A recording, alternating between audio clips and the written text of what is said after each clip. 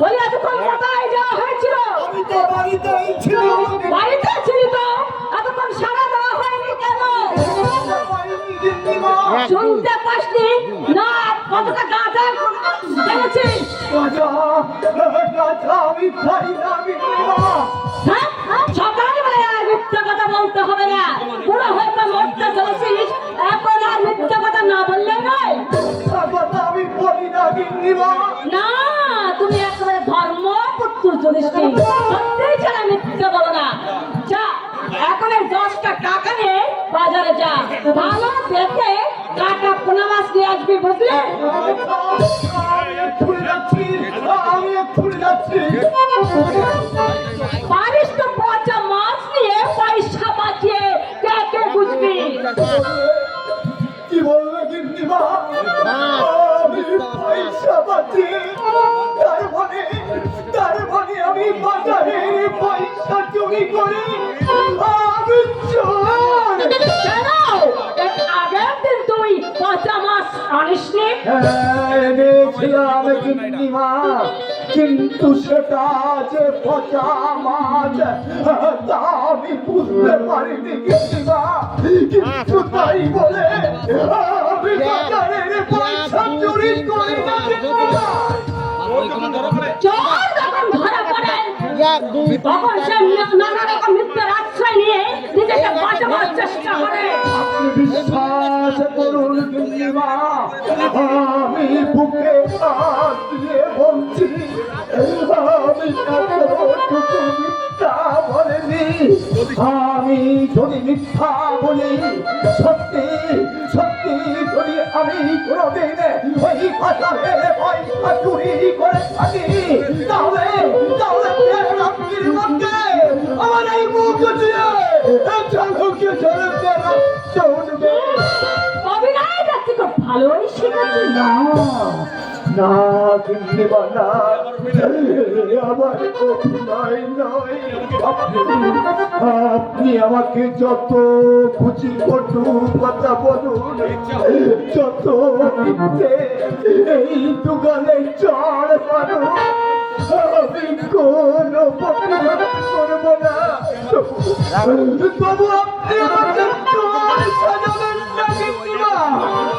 আমি হাসি মুখে সব সইতে পারি, কিন্তু ওই চোর অপমান আমি সইতে পারি না। চাকরের আমার সম্মান কর।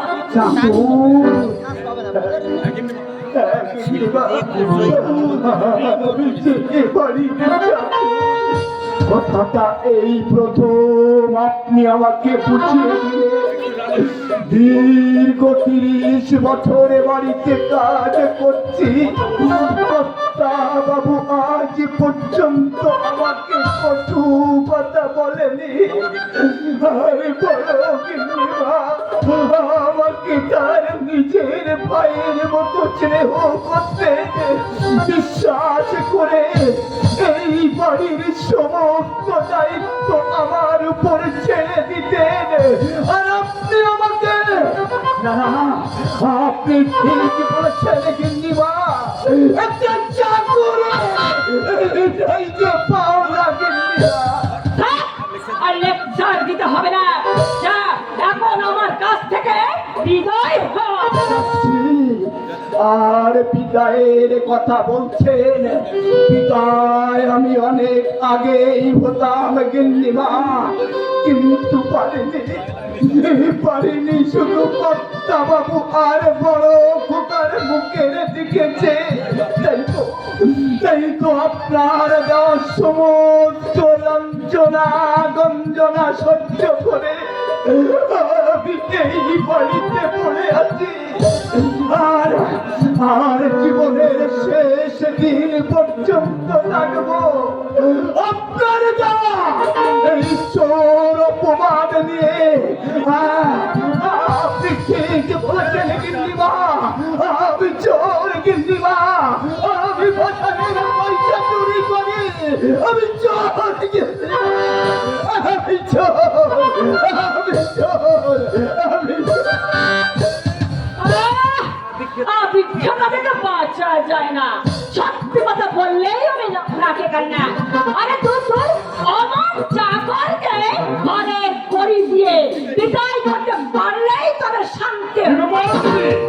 বুড়ো ভামটাকে দেখলাম চোখ মুছতে মুছতে বাড়ি থেকে বেরিয়ে গেল।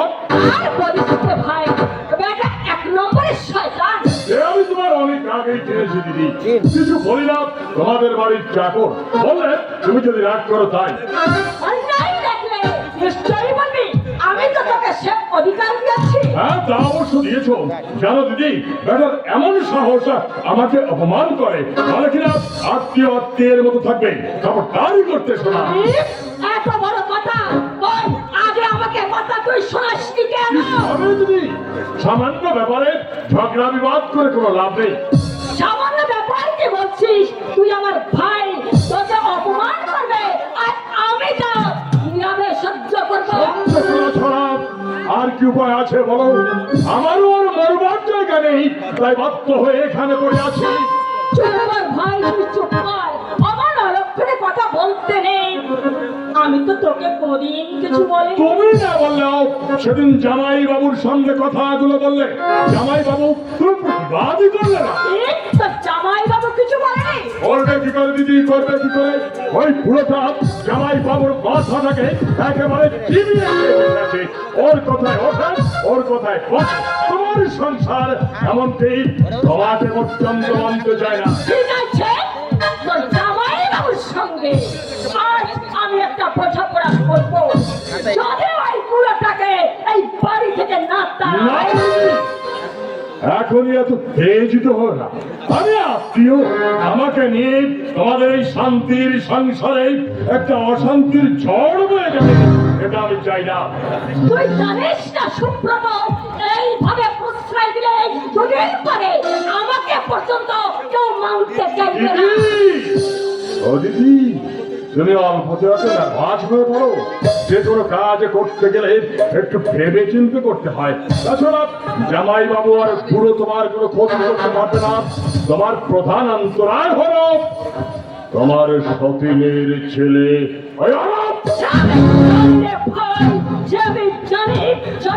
ছেলে থাকা মানে এই বুকে কাটা বিঁধে থাকা, সেই কাটাটা যত নামে আমার এই মনে আমি শান্তি পাচ্ছি না।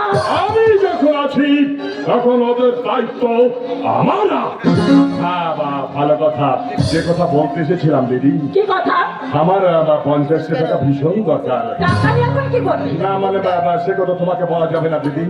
এই রে, এই চাবি নিয়ে যা, আলমারি থেকে বার করে নিবি। দিদি, তুমি আমাকে এত ভালোবাসো দিদি। মাঝে মাঝে আমার কি মনে হয় জানো, কি? আমার গর্ভধারিণী মা যদি বেঁচে থাকতো, সেও বোধ হয় এতটা বেশি ভালো আমাকে বাসত না। ওরে, তুই যা।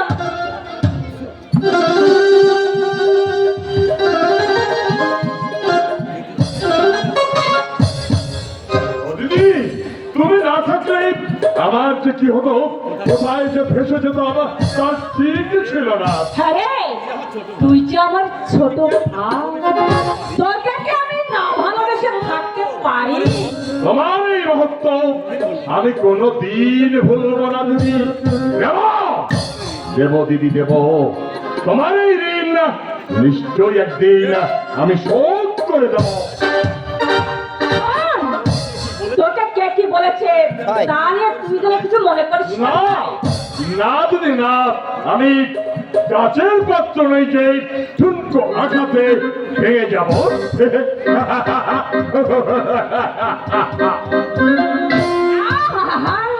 বেচারা এখানে আছে, কেউ তো সহ্য করতে পারছে না।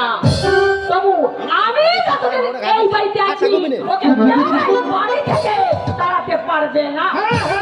তুমি ঠিক বলেছো সুজাতা, কেউ ওকে বাড়ি থেকে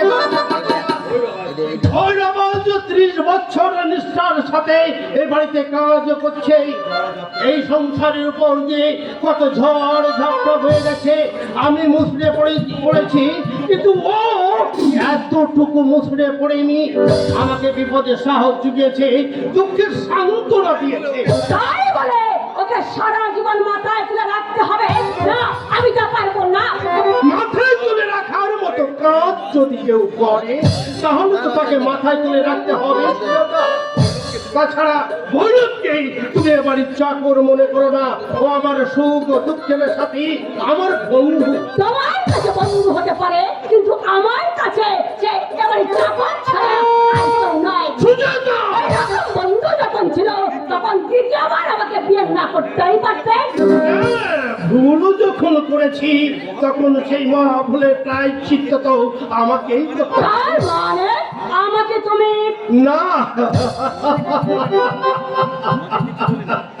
তোমাকে কিছু বলিনি, তোমাকে কিছু বলিনি। ভাবছি এসবই আমার অদৃষ্ট, আর অদৃষ্টের উপর কারো হাত চলে না। আচ্ছা সুজাতা, অরূপ তো এখন এলো না, আমি কি করে জানবো? এরকম তো কোনোদিন হয় না। না বলেছে বাড়ির বাইরে রাত কাটায় না, যাওয়ার সময় আমাকে বলে গেল বিয়ে বাড়িতে রাত্রে খাওয়া দাওয়া করেই ফিরে পড়বে। এত বেলা হলো অথচ এখনো পর্যন্ত কর্তাবাবু, কর্তাবাবু!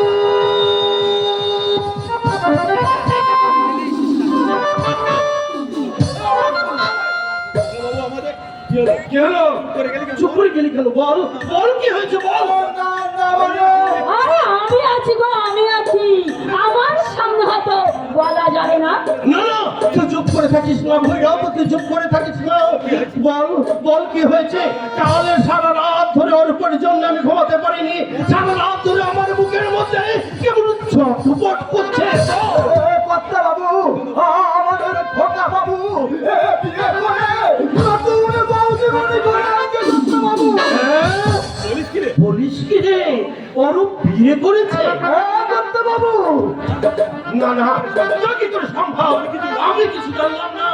আরে দেখো, আজ সকালবেলায় গাজায় টান দিয়ে ফুল বচ্ছে। আপনি বিশ্বাস করুন কর্তা বাবু, আমি নিজের চোখে দেখে এসেছি আমাদের খোকা বাবু বিয়ে করে নতুন বউদিকে নিয়ে এই বাড়ির দিকে আসছে। তাই তো আমি ছুটে দৌড়ে এসেছি। আর আমি যে তোকে বাজারে মাছ আনতে পাঠিয়েছি, সেটা কখন আসবে? এই তো আমি এক্ষুনি যাচ্ছি দিদিরা, আমি যাবো আর আসবো, যাবো আর আসবো। আমার মতামত না নিয়ে অরূপ বিয়ে করেছে? না না, এটা কিছুতেই হতে পারে না। অরূপ আমার সেরকম ছেলেই নয়। কিন্তু ভৈরবকে বললে তাহলে সত্যি কি অরূপ বিয়ে করেছে?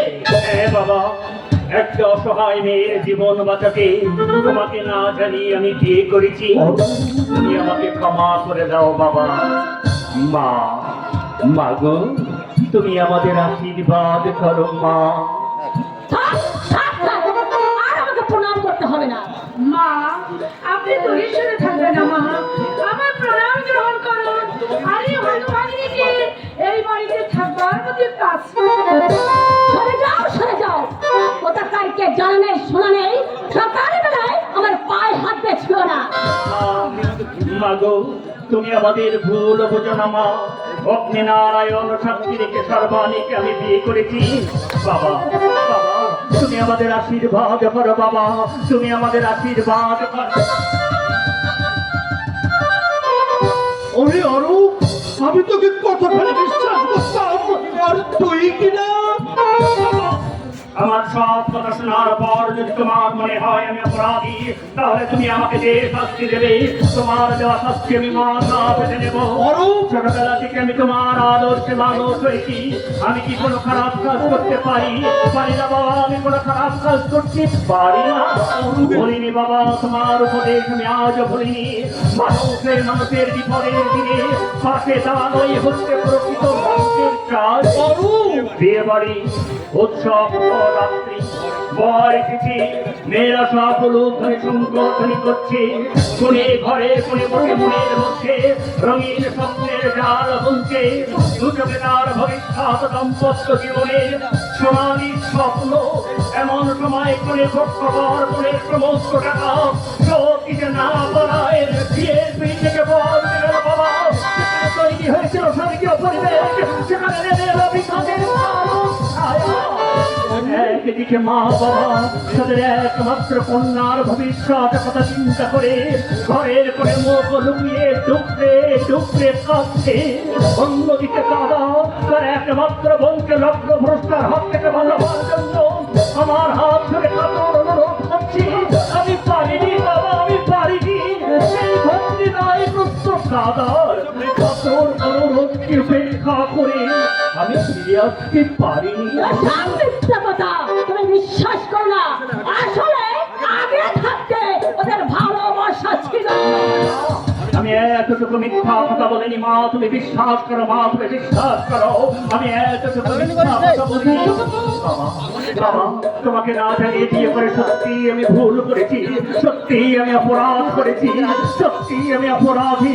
তুমি আমাকে শাস্তি দাও বাবা, তুমি আমাকে শাস্তি দাও। শাস্তি? হ্যাঁ হ্যাঁ, আমি তোকে শাস্তি দেবো। তোকে অন্যায় তুই করেছিস, তার শাস্তি তোকে পেতেই হবে। এমন শাস্তি তোকে দেবো যা দেখে ভবিষ্যতে কোনো ছেলে যেমন এমন অন্যায়কে করতে সাহস না পায়। তোর শাস্তি তোরা এই মুহূর্তে এই বাড়ি থেকে বেরিয়ে যাও। ওরে অরূপ, তোদের আমি কোথাও যেতে দেবো না অরূপ, কোথাও যেতে দেবো না। আমার এই বুকের মধ্যে আমি তোদের বন্দি করে রাখবো।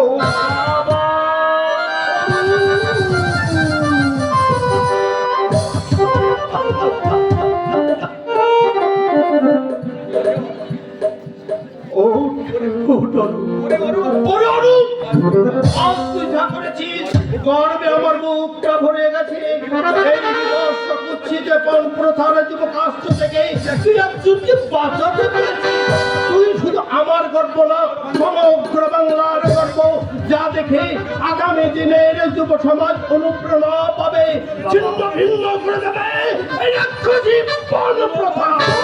বয়সে ভীমরতি শোনো, আমিও বলে রাখছি, ছেলেরাই অন্যায়কে প্রশ্রয় দিয়ে তুমি মাথায় তুললো, আমি প্রশ্রয় দেব না। এই বিষ গাছ আজ তুমি রোপণ করলে, এই বিষ গাছ খেয়ে একদিন তোমাকে মরতে হবে, মরতে হবে। বাবা ভয় পেয়েছিস মা? না না, ভয়ের কোনো কারণ নেই। তুই আমার বংশের কুলবধূ। ওরে মা, তোকে দেখে যে সব থেকে বেশি আনন্দ করত, তোকে বরণ করে ঘরে তুলতো, সে আমাদের অনেকদিন আগে ফাঁকি দিয়ে এই পৃথিবীর মারা কাটিয়ে চলে গেছে। ওরে মা, শাশুড়ির স্নেহ থেকে বঞ্চিত হলেও এই বৃদ্ধ অক্ষম শ্বশুরের স্নেহ থেকে তুই কোনোদিন বঞ্চিত হবি যাবে না, কোনোদিন বঞ্চিত হবি না। আমার আশীর্বাদ সব সময় তোর মাথায় ঝরে পড়বে রে মা, সব সময় তোর মাথায় ঝরে পড়বে। সর্বাণী, মায়ের করে তুমি কিচ্ছু মনে করো না সর্বাণী। দেখবে দুদিন পরে রাগ করলে না, মা তোমাকে আপন করে কাছে টেনে নেবে। সে আমি জানি গো, সে আমি জানি। মা কখনো মেয়েকে দূরে সরিয়ে রাখতে পারে না। আরে বড়ি পারে, সংসারে এমন জিনিস আছে যা কল্পনা করা যায় না, অথচ বাস্তবে ঘটে। এই যে ধরো, দাদার সঙ্গে তোমার বিয়ে হয়েছে, আমি কল্পনা করেছিলাম নাকি আমি ভেবেছিলাম তোমার মতো একটা লাল টুকটুকে বৌদি পাবো? অনুপম মামা তুই মানে আচ্ছা দাদা, তুমি কি বলো তো, চুপি চুপি করে বিয়ে করে বৌদিকে নিয়ে এলে কেন একটা খবর পাঠাতে পারোনি?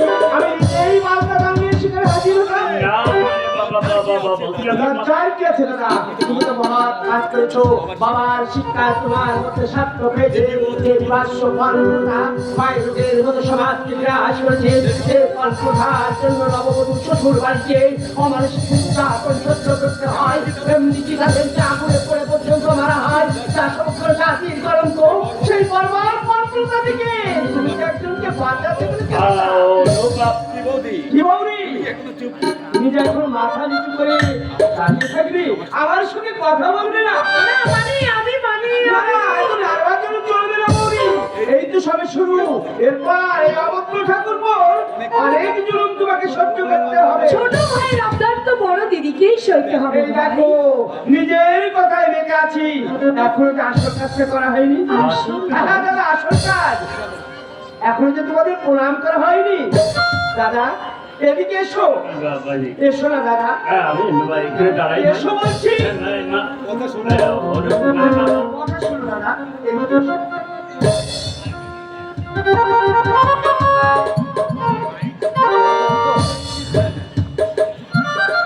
এদিকে এসো বৌদি।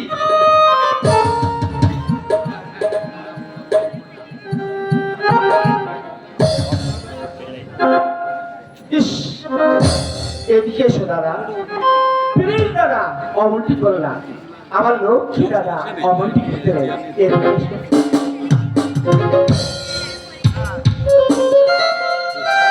আমার লক্ষ্মী বৌদি, অমনটি করতে নেই।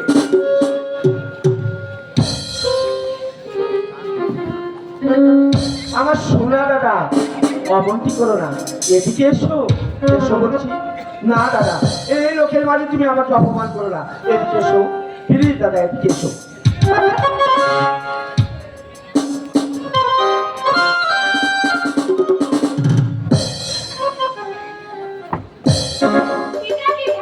এটা কি ঠাকুরপো?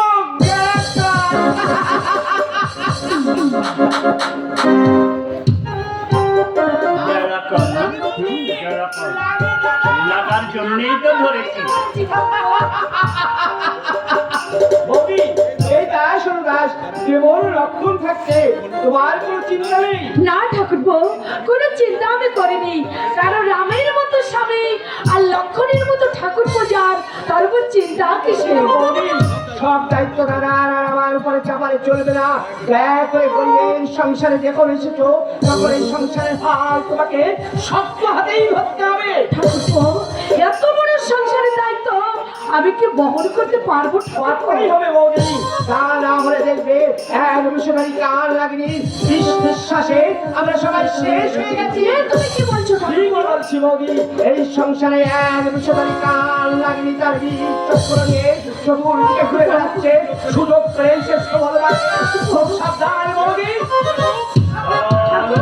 তাই বলছি বৌদি, এই সংসারের হাল শক্ত হাতে ধরে যদি সেই বিশ্বজনী কান লাগেনি বীজ চক্র বুঝতে ভেঙে দিতে পারো, তাহলে তুমি দাদা বাবা সবাই আমরা তার কাছ থেকে নিয়ে আসবো। তাহলে আমরা চলি হাই সকলে বৌদি, আমরা চলি হাই। ঠাকুরপো, সাপের কথা কি জানি বলে গেল? হ্যাঁ, সাপ। কি হলো? সাপের কথা শুনে তুমি হাসছো কেন? সাপের কথা শুনে তুমি ভীষণ ভয় পেয়ে দেখছি। না না, ভয় পাওয়ার কিছু নেই। এ বাইরের সাপ নয়, এ হচ্ছে ঘরের সাপ। ভয়ের সাপ? হ্যাঁ, ঘরের সাপ।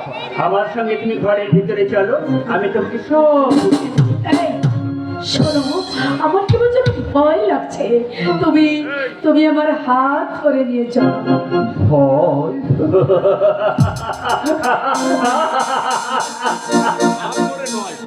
না সত্যি, ভয় পাওয়ার কিচ্ছু নেই।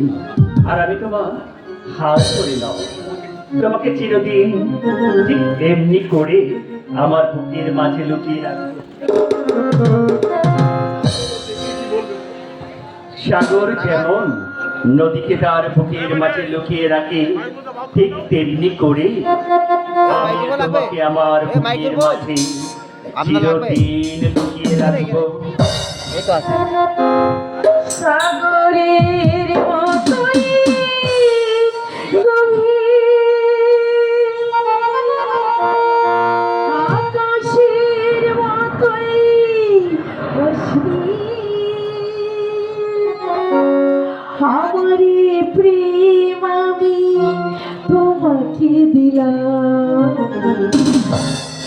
তোমারই আছি আমি, তোমারই ছিলাম, তোমারই আছি আমি, তোমারই ছিলাম, সাগরের মতোই গভীর,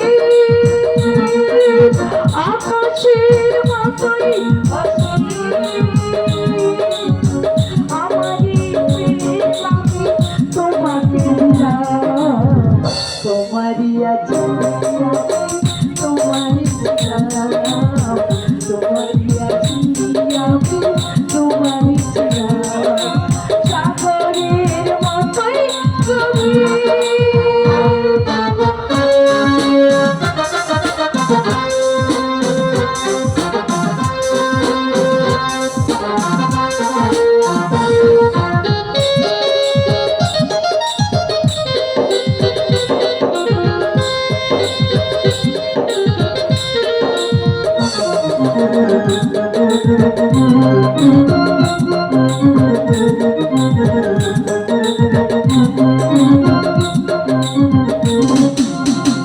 আপনার চেয়ে তুমি আরো জিয়া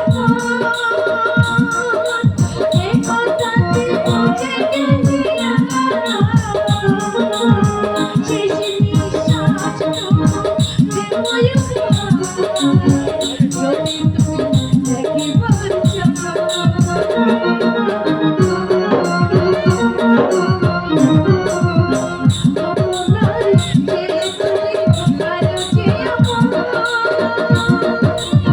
কথাটি বুঝে গেছি শেষ নিঃশ্বাস যদি তুমি দেখিবার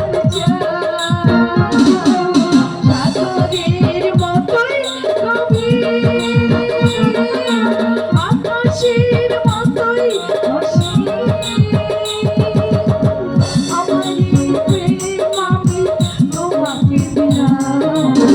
তোমারি আছি আমি তোমারি তোমারি আছি আমি তোমারি সাগরের মতোই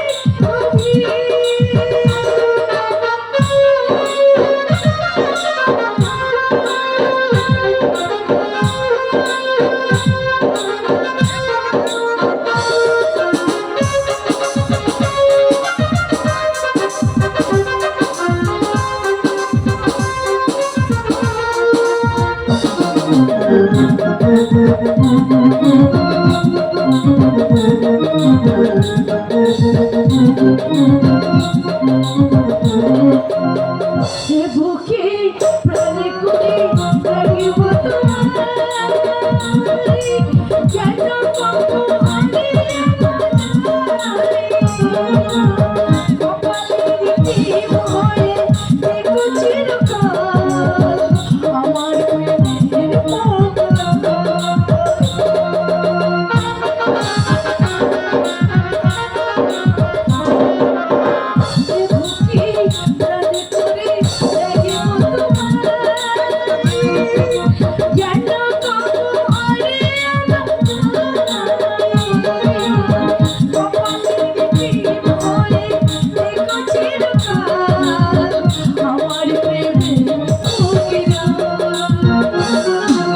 সাগরের মতোই আকাশের মতোই আকাশের মতোই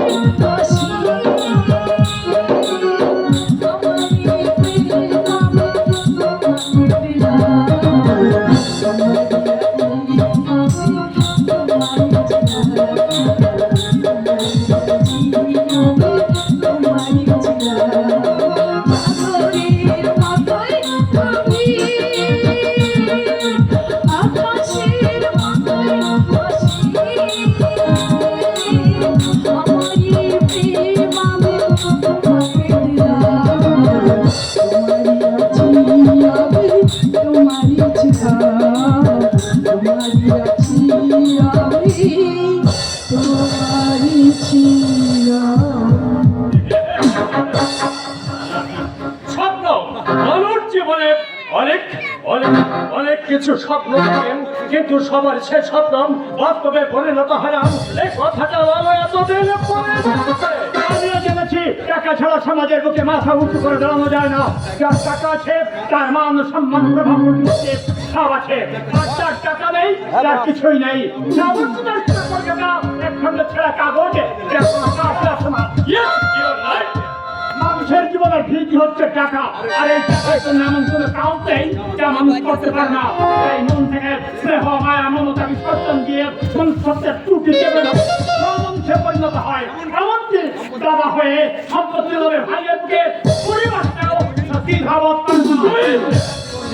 আমার জীবন দিয়ে, হ্যাঁ আমার জীবন দিয়ে এই সুন্দর সমাজের আসর যুক্ত এখানে সন্তান কোনো মূল্য নেই। সব ভাই কেউ বসতে গেলে তাকে শুকিয়ে কুকড়ে মারতে পারে। তাই তো আমি উচ্চ হয়ে নেমেছি এই নহরতের অন্ধকারে সমাজের সংসারকে আমি জ্বালিয়ে পুড়িয়ে সংসার করে দেব। এর শেষ পরিণতি কোথায়? তাকে যদি আমার মৃত্যু আছে আমি হাসি মুখে সে মৃত্যুকে বরণ করবো, জানবো যে পাপের শক্তি আছে, পাপ করে কোনোদিন রেহাই পাওয়া যায় না। আমার সাথে তুমি যখন হাতে মিলেছ তখন তোমার কোনো চিন্তা নেই, তোমার সমস্ত দায়িত্ব আজ থেকে আমার। আমি জানি স্যার, সে কথা আমি জানি। আপনি আমার অন্নদাতা প্রভু। যেদিন প্রথম আপনি আমাকে একটা ছুরি তুলে দিয়েছিলেন, সেদিন হাতটা আমার কেটে উঠেছিল। আমি নিজেকে শান্ত করে নিয়েছিলাম। পরপর তুমি মাউন্ট পর আজ আমি একটা বাচ্চা খুনি ভেবে সেদিন শিয়ালদা স্টেশনে তোমার সাথে যদি আমার দেখা না হতাম কি অবস্থা হতো তোমার? কোথায় থাকতে তুমি? সে কথা আমি কোনোদিন ভুলবো না স্যার, সে কথা আমি কোনোদিন ভুলবো না। আপনি আমাকে একটা চাকরি দিয়েছেন, আপনার সেই অনুগ্রহের ঋণ আমি একজন নিশ্চয়ই সত্য তবে আমার অনুমান যদি সত্য হ্যাঁ, কিছু অনুমান? না না কিছু না ছাড়া কিছু না। হ্যাঁ, আপনি যে বস্তিবাড়ির ঠিকানাটা লিখেছেন সেটা আমি দেখে এসেছি, আর মেয়েটাকেও আমি চিনেছি। একমাত্র তোমার দ্বারা সমাপ শোনো তুমি, তাহলে আজ রাত্রে ওই মেয়েটাকে নিয়ে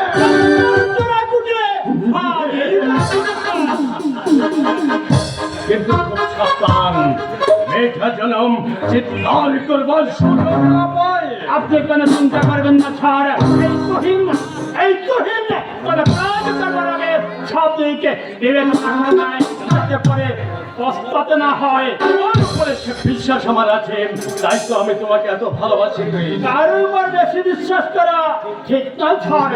দেখবেন কোনদিন সেই বুকে অবিশ্বাসের ছুরি কারণ এই পৃথিবীটা বড় এই নয়, আর তার চেয়েও বেশি নয় মানে এই দ্বিপদধারী মানুষগুলো, এই পথধারী মানুষগুলো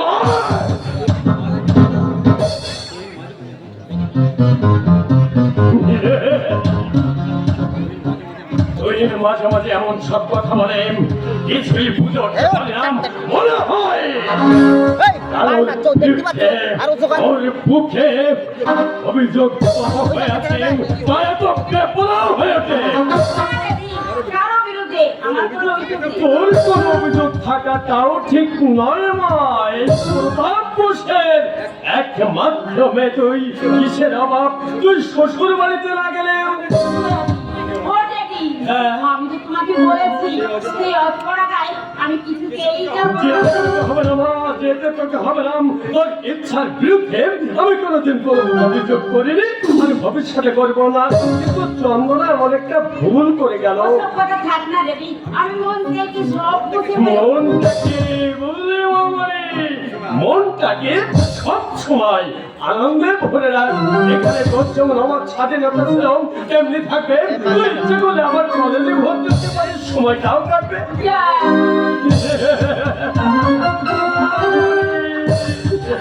ড্যাডি, ও ড্যাডি, টাকা তুই একটা মাইকের হ্যাঁ রে মা, আমি না আমার প্রাণের জীব, আমি তোকে বেশি ভালোবাসি। এই দেখো দেখে দে, দেখে দে, তোর সাথে গল্প করতে করতে একেবারে ভুলে বসেছি। আমাকে এক্ষুনি একবার অফিসে যেতে হবে, কিছু জরুরি কাজে পড়ে রয়েছে, আজকে রাতের মধ্যেই শেষ করতে হবে। আমি এখন আসি মামনি। এই ঠিক আছে মামনি, আমি অফিসে যাবো, কাজে ছাড়বো আর চট করে বাড়িতে ফিরে আসবো। গ্রাম ছেড়ে শহরে যাব না। সে যদি এই দেবতারে থাকতে পারে তাহলে আমি কেন পারবো না? আমি কিছুতেই সেই গ্রামে ফিরে যাব না। কিন্তু কি হলো? চলো চলো রঞ্জনা, তুমি আসতে তো দেরি করছো কেন? আমি যে তোমাকে ছাড়া কিছুই ভালো লাগছে না। ঘরে একা একা ঘুম আসছে না রঞ্জনা, আমার ঘুম আসে না রে, ভাল লাগে না রে একা ঘরে।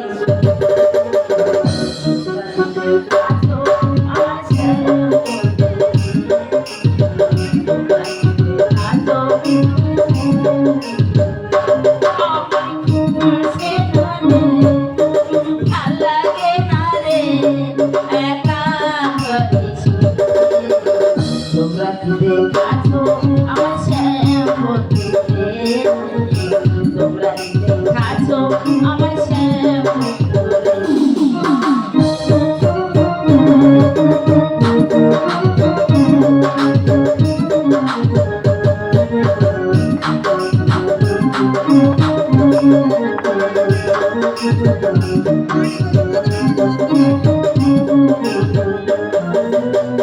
ভুলো না বন্ধু, ভুলো না আমারে, তুমি ভুলে গেলে বন্ধু, বাঁচবো না জীবনে, হায়রে, বাঁচবো না জীবনে। ভুলো না বন্ধু, ভুলো না আমার, তুমি ভুলে গেলে বন্ধু, বাঁচবো না জীবনে, হায়রে।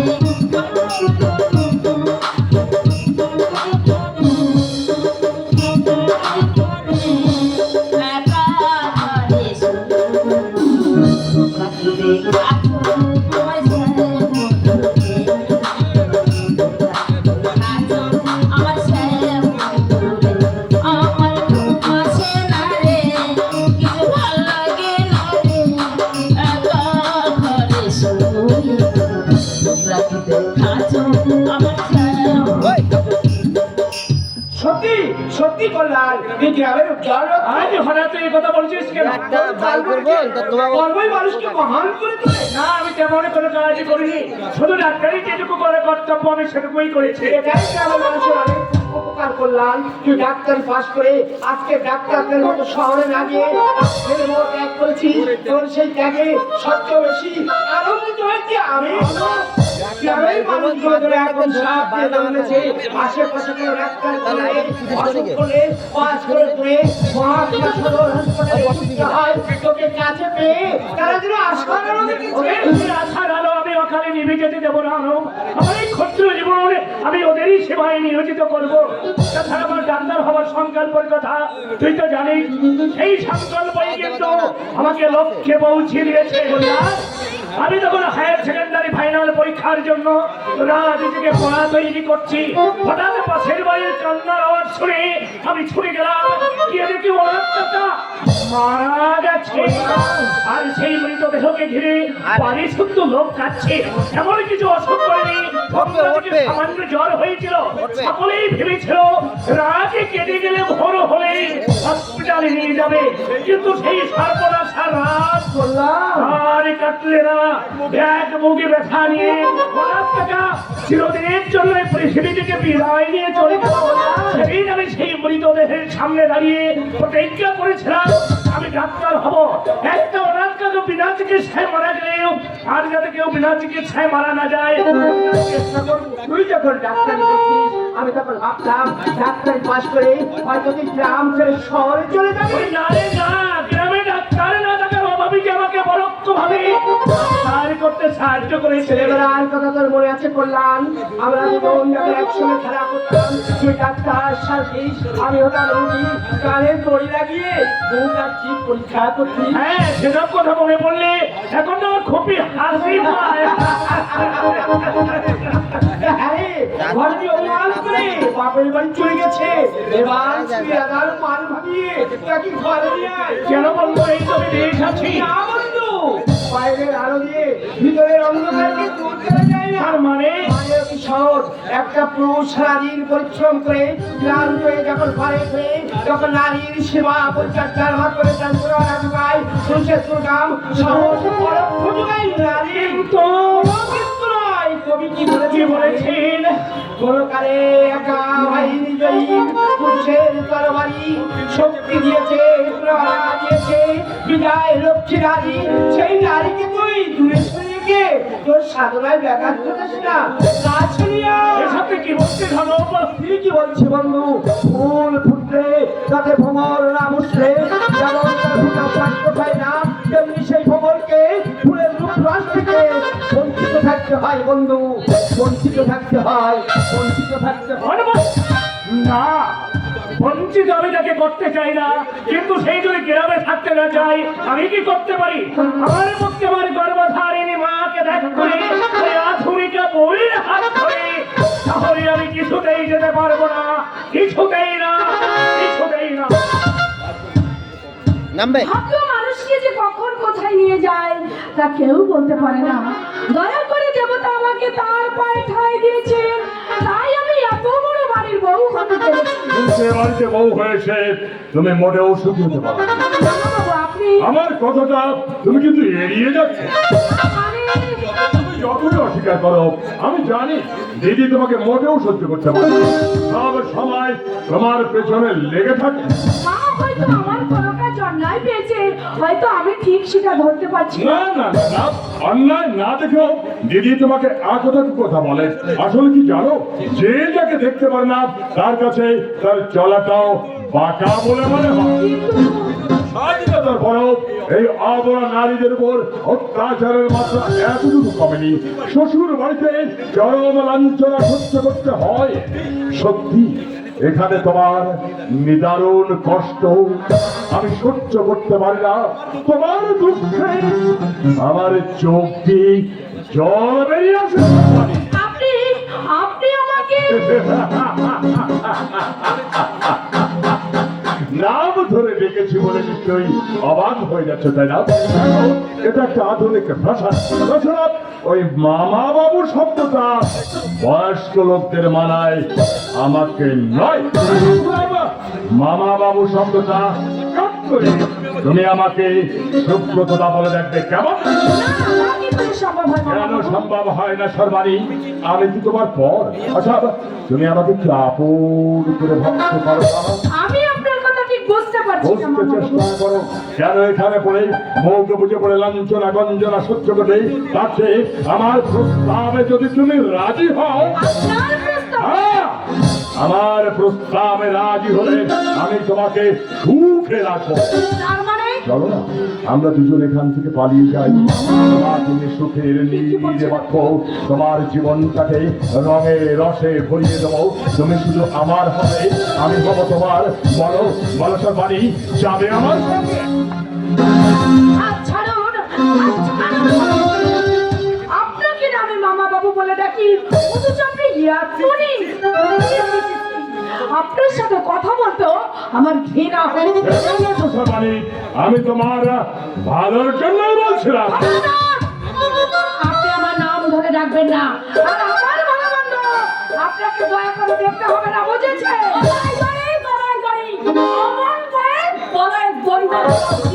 কোথায় গেল মতন থাকি? এই যে এখানে, আর আমি আজকে খুঁজছি।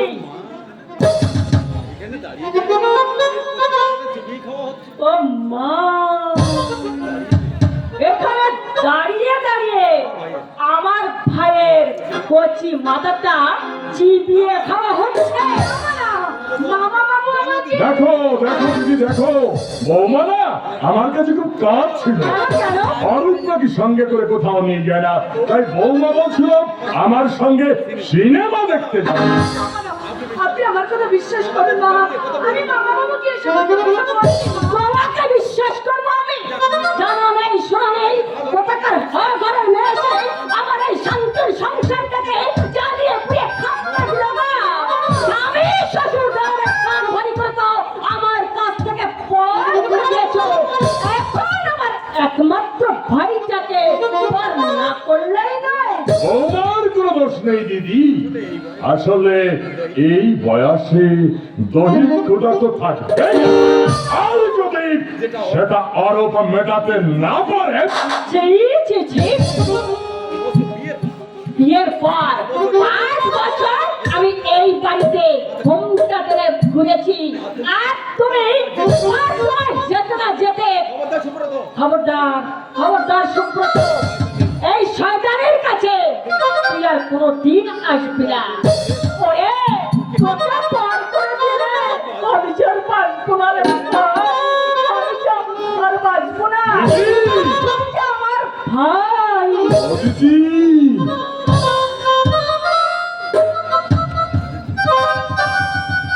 যাবে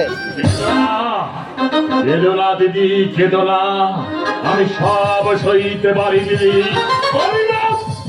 শুধু আমার দিদির চোখের জল দেখতে।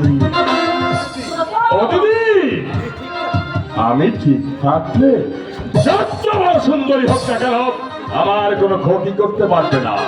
ও দিদি, আমি তোমার ভাই, তোমার স্নেহের ছোট ভাই, তোমার আদর্শে আমি আদর্শবান হয়েছি, তাই না বাবা লালসা আমি অনায়াসে অর্জন করতে পারি, যদি অনায়াসে অর্জন করতে পারি।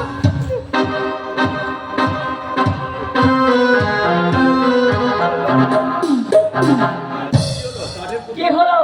কাঠের পুতুলের মতো দাঁড়িয়ে রইলে নামবে। কাজগুলো কে করবে? আমি যাবো না, আমার শরীরটা বেশি একটা ভালো নয়। তা কেন থাকবে? তোমরা তো গাড়ি গাড়ি গিয়েছো, আর কাজের বেলায় যত শরীর খারাপ, যার স্বামীর উপায় নেই, আর এত রোগ বা কিসে আসে? এদিকে সাদ আল্লাহ তো আছে, আমার ভাইকে নিয়ে এই সিনেমা দেখতে যাবে। ছি ছি ছি, লজ্জার মাথা খেয়েছে গো, লজ্জার মাথা খেয়েছে। আরে তার চেয়ে যাও না, ওই রূপের পশরা নিয়ে ওই বাজারে গেলে অনেক পয়সা উপায় হবে, আর সেই সঙ্গে সাদাওয়াদও পূরণ হবে। আপনি আপনি আমার কথা বিশ্বাস করুন মা, আমি বাবা বাবাকে সিনেমা দেখতে নিয়ে যাবো, আমি কত করে বলিনি। তুমি না বললে আমার ভাইকে মিথ্যা কথা বলেছে, না আমার ভাই কখনো মিথ্যা কথা বলতে পারে? পারি গিন্নিমা পারি, সারা বাবু এমন অনেক মিথ্যা কথা বলতে পারি যা আপনি টেরও পান না। তোকে এখানে কে আসতে বলেছে? কেউ বলেনি গিন্নিমা, আমি নিজেই এসেছি। কি চাই তোর এখানে? চাই না কিছুই, তবে ওই সারা বাবুর কথা শুনে আমার বৌদিমণির উপর আপনি অযথা রাগ করবেন না গিন্নিমা। তার মানে তুইও বলতে চাস আমার ভাই মিথ্যাবাদী? মিথ্যাবাদী কি সত্যিবাদী তার প্রমাণ একদিন পাবেন গিন্নিমা, কারণ ওই পাপ কোনোদিন একটা পাপ থাকে না গিন্নিমা। তোর এত বড় সাহস, তুই আমার সামনে আমার ভাইয়ের নামে অপবাদ দিস? জানিস আমি তোকে বাড়ি থেকে তাড়িয়ে দেওয়ার হুমকি দেবে, নয়তো দুটো কটু কথা বলবে। বলুন গিন্নিমা বলুন, এগুলো আপনার মুখে শুনে শুনে আমি যে হজম করে ফেলেছি। ভৈরব! একটা অবলা নারীকে কাঁদিয়ে কি লাভ হবে গিন্নিমা? বৌদিমণি আপনার পুত্রবধূ টুকানি স্নেহ মমতা দিয়ে আপনি বৌদিমণিকে নিজের মেয়ের মতো করে একটিবার কাছে ডেকে দেন, তাকে দেখবেন আপনার এই সংসারের মঙ্গল হবে।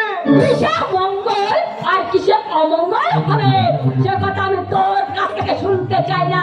আমিও কিছু বলতে চাই না, কিন্তু আপনি দিনের পর দিন আমার বৌদিমণির উপর যে লাঞ্ছনা বঞ্চনা করে চলেছে তা দেখে আমি আর চুপ করে থাকতে পারছি না। মায়ের চেয়ে মাসির কথা দেখছি উঠলে উঠলে উঠলে। তা তোর হাতে ওটা কি? কিছু না তো। কিছু নয় তো, আজকা পিছন দিকে লোকাচ্ছিস কেন? ওই ওই দেখাবো, কিছু না গিন্নিমা, কিছু না। দেখা দেখা আগে বলছি, ওই দেখা দেখাবি না? দেখাচ্ছিস আমার এই চোখকে ফাঁকি দিবি? আমার চোখকে ফাঁকি দেওয়া অত সহজ নয়। ওই দেখি